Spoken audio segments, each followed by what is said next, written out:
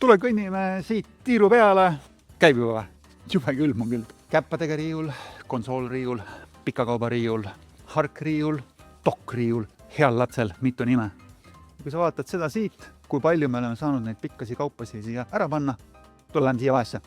Siis konsoolriiul on selleks otstarbeks täiesti super lahendus, et sul on igale pakile individuaalne ligipääs ja ta on super tugev, on ju.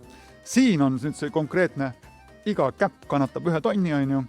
Siin on 4 käppa, et see pakk võib olla kuni 4 tonnine.